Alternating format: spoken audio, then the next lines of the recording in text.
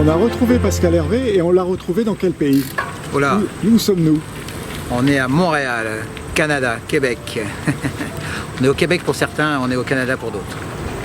Et ça fait combien de temps que vous êtes installé ici? Ça fait 10 ans.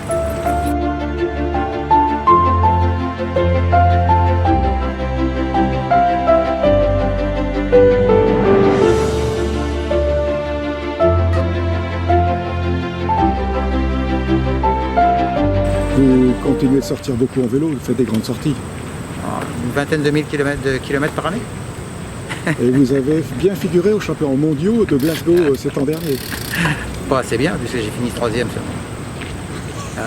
On reconnaît bien le sportif, le compétiteur qui la gagne. Ah, on fait la compétition pour gagner. Même si, arrivé à un certain âge, c'est surtout le plaisir qui prime. On aime ça, l'adrénaline de la course.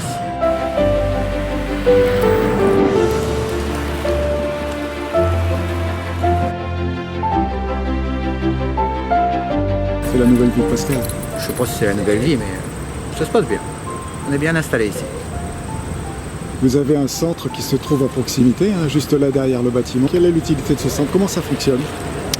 C'est un centre d'entraînement où, évidemment, les hivers sont longs ici, donc les gens roulent à l'intérieur. Donc on a des bases d'entraînement, puis on travaille avec des applications qui nous permettent de nous entraîner spécifiquement bien tous ensemble.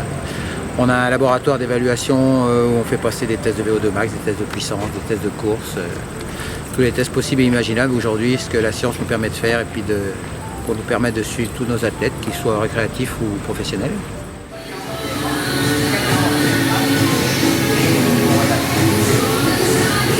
Ici, en ce début septembre, on se lève tôt pour s'entraîner et bénéficier des conseils de Pascal Hervé. Il est 6 heures et les muscles s'éveillent en musique. Explication avec Pascal. On a retranscrit exactement la puissance donnée qui s'est reliée à notre application. Ce qui fait qu'en fin de compte, c'est le logiciel qui gère les demandes de puissance, les intervalles, que ça soit court, long. C'est fait en fonction du profil de la pièce. Et ce sont les vélos personnels qui sont adaptés aux capteurs de puissance. Tous les âges sont représentés et la plus âgée des participants a 78 ans. Ici, c'est bonne humeur en pédalant. Nous autres, la réalité, c'est qu'on aimerait filmer en parlant. Et puis on organise des petits voyages, puis on vend une marque de vélo, comme ça, là. Donc on a toute la panoplie du parfait cycliste, on peut les aider de A à Z. 72, 73, excuse. Non. Ça, c'est quelle grandeur? C'est un 54. Pascal, c'est un de mes coachs. Il me donne bien des conseils. Puis il m'a aidé à bien performer. Vous êtes satisfait de cet bon entraîneur? Oui, j'ai fait le vélo avec Pascal 7 ans maintenant. Ça va bien, très bien. Yeah.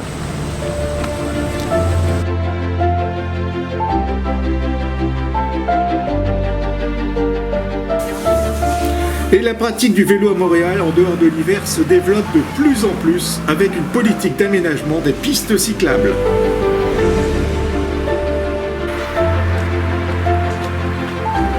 La caractéristique ici, c'est de focaliser l'attention de tout le monde sur le drame des cyclistes tués.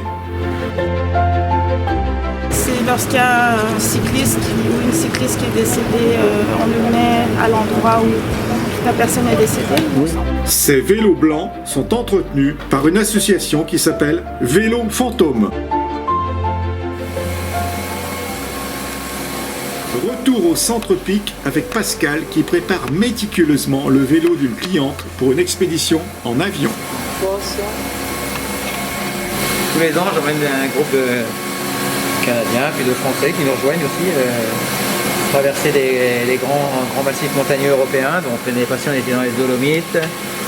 On a déjà fait le Portugal et on a fait le nord d'Espagne avec les Asturies. On fait des voyages itinérants, donc on a une petite organisation en France avec des gens que je connais depuis très longtemps qui accompagnent.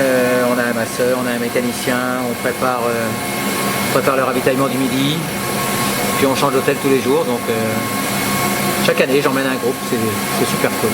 Ça les fait rêver. Alors, on est bien loin de l'affaire Festina. Il y a une image qui est restée gravée dans la mémoire, c'est dans l'arrière-salle d'un café.